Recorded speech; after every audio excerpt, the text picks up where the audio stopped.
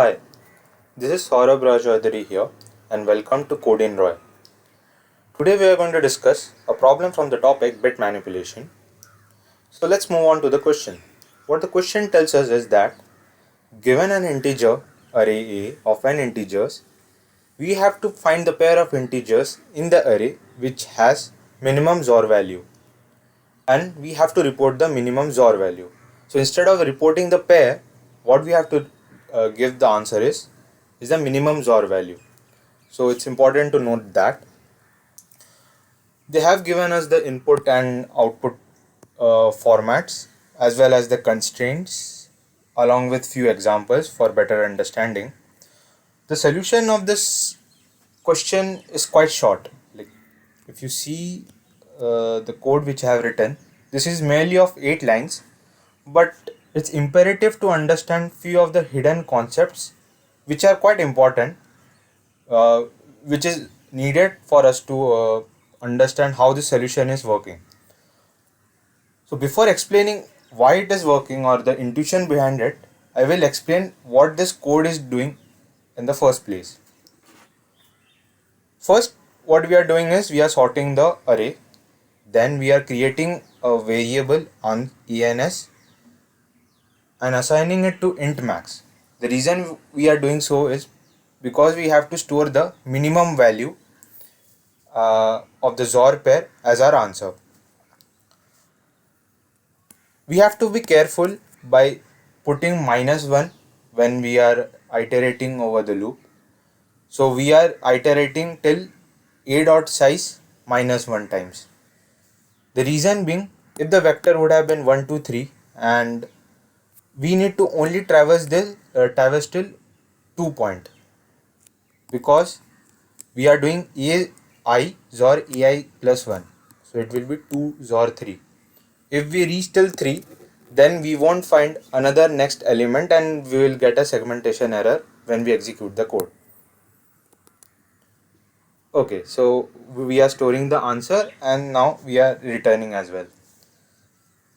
The optimization for using this approach is that we are reducing the complexity to n log n for sorting and n for traversing.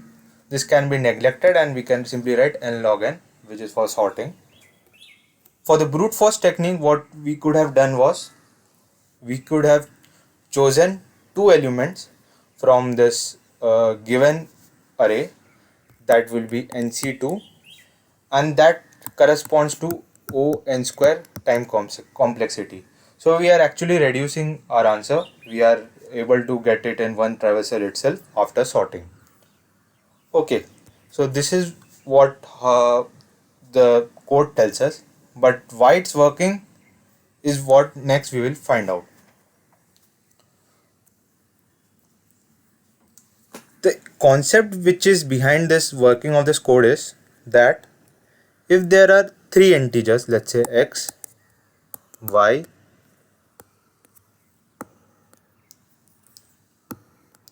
and z, and it is so that x is less than equal to y is less than equal to z, then the XOR value of x and y, or the XOR value of y XOR z, will be always less than x XOR z. It can be written something like this: min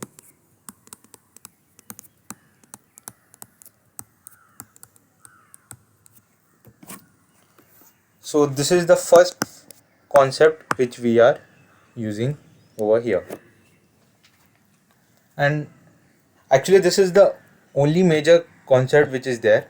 The second concept is that the most significant bit, or in other words the leftmost bit, is the one which actually decides which among the two numbers is greater. To explain you this fact, let us take an example.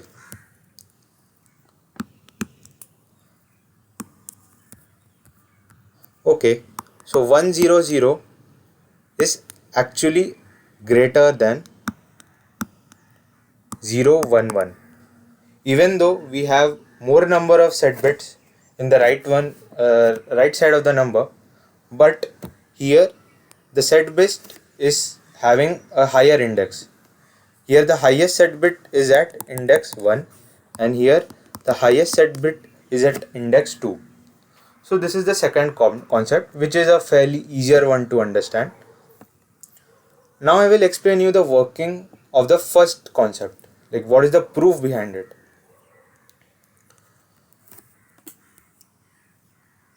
Okay. So let us take an ith index, which is the maximum index at which we are able to differentiate between x and z. So again I will explain you with an example.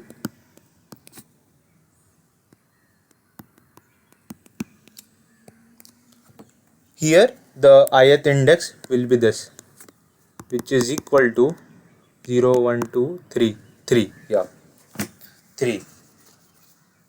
Even we observe that at I is equal to 0, these two bits are differing for both these numbers, but the way we are defining the ith index is that it is the maximum value, like it is the leftmost one in the binary representation.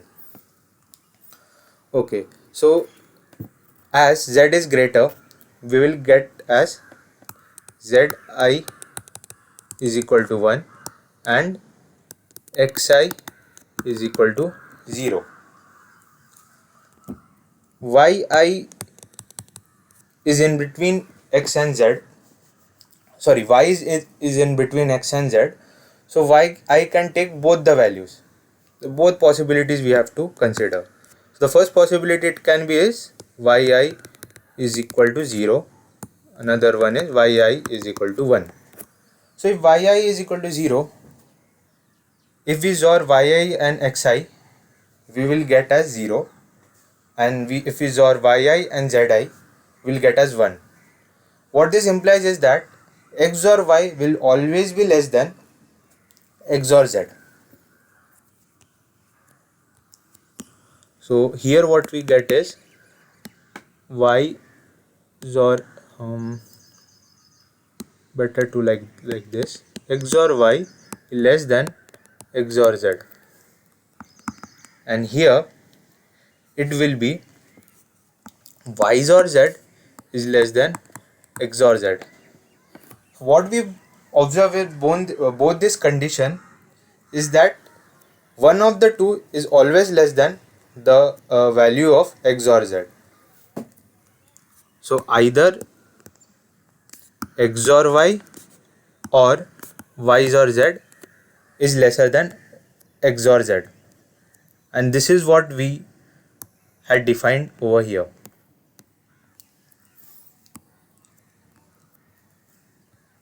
And this is the reason why our code is working.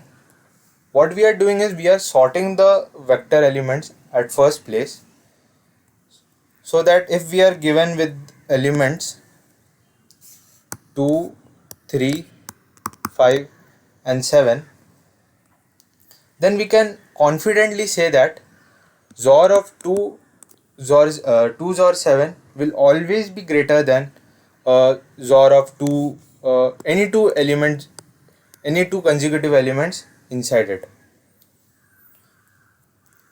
And that's why we only need to check the XOR value of consecutive elements. That is the most nearest elements we need to see, instead of taking any random value as the first value and any other random value as the second element. For better understanding, I will run through a test case. Let's take 2, 5, 7 only.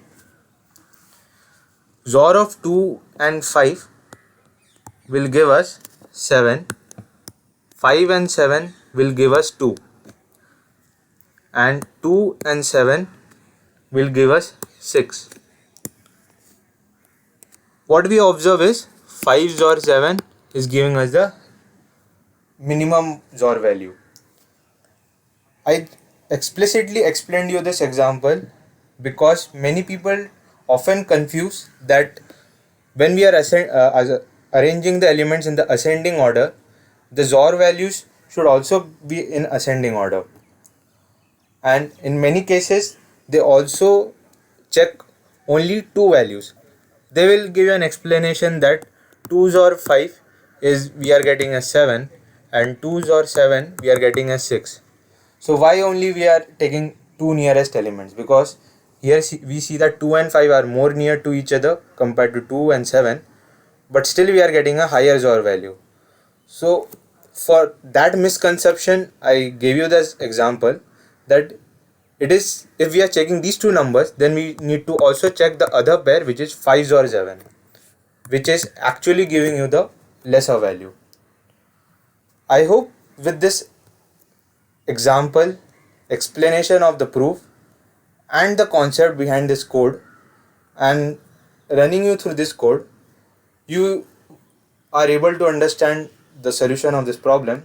Still, if you have any more doubts, you are always free to ask them in the comment section, and we will try to reply you at the earliest. Thank you and have a nice day.